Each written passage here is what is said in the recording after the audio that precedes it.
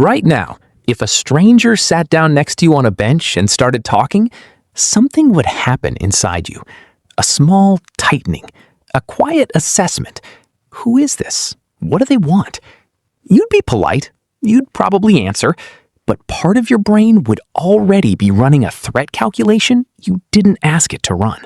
You've always assumed that's just common sense, basic safety, being smart. It isn't.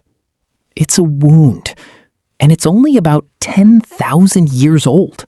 For the first 290,000 years of human existence, your ancestors didn't do that.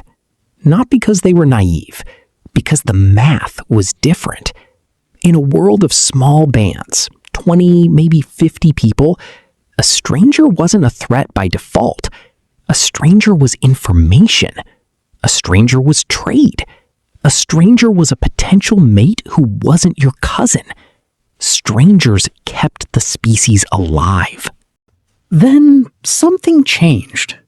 And the reflex you carry right now, that quiet wariness that activates before you've even decided to activate it, is the scar left behind.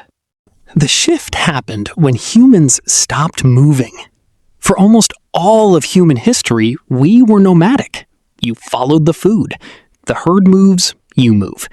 The season changes, you change with it. And in that life, your entire social world was portable. You knew everyone in your group. Everyone knew you. Reputation was everything because your reputation traveled with you. But a stranger you met on a migration route? In most cases, that was a peaceful encounter. Anthropologist Kim Sterelny at Australian National University has argued that the archaeological record before agriculture shows surprisingly little evidence of organized violence between groups. Isolated incidents, yes. Systematic warfare? Almost none. The small-scale nomadic world was not a world of constant tribal warfare. It was a world of cautious cooperation, because cautious cooperation kept everyone alive. Then, roughly 10,000 years ago, humans planted seeds, and everything broke. When you plant seeds, you can't leave. The ground you cultivated, the crop you waited months to grow, the granary you built, the irrigation channel you dug, all of it is fixed to one place. For the first time in human history, land had value beyond what it could feed you today. It had future value. It was worth defending. And something you can defend can be taken. The first archaeological evidence of large-scale, organized conflict between human groups appears almost exactly at the agricultural transition. At Crow Creek in South Dakota, a mass grave dating to around 1300 CE contains the remains of nearly 500 people, men, women, children, killed in a single raid. Bones smashed, scalped, thrown into a ditch. It's one of the worst massacres in North American prehistory, but it isn't unique.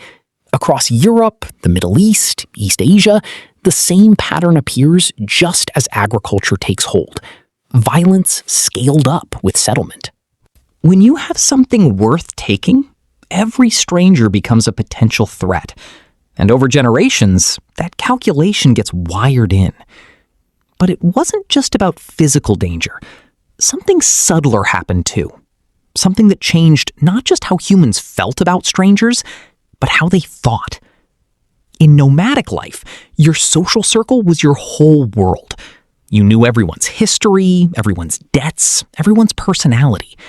Trust operated on direct knowledge. You trusted people you had watched behave over years.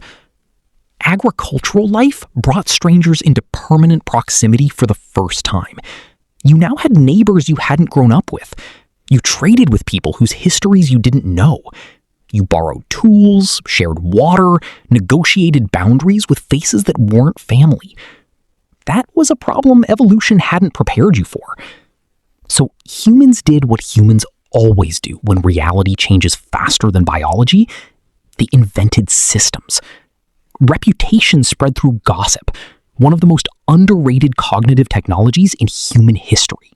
Robin Dunbar at Oxford has argued that language itself may have evolved partly as a replacement for grooming, a way to manage social bonds in groups too large for physical contact to handle.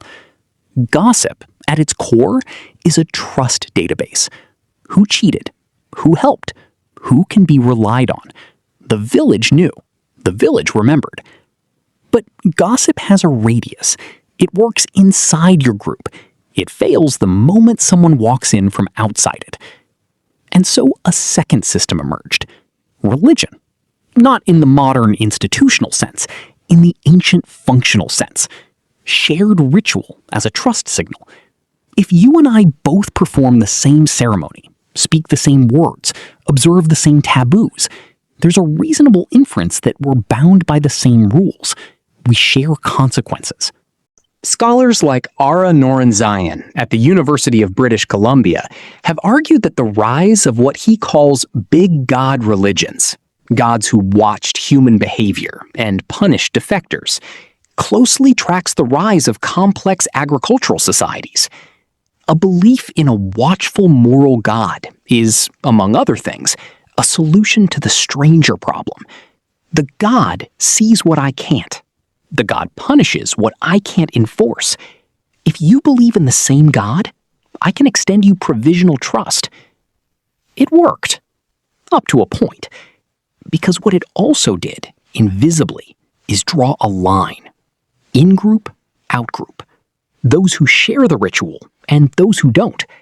Those the God watches over, and those who are beyond his care. The same cognitive architecture that let humans cooperate with strangers inside the community made strangers outside the community legible as threats.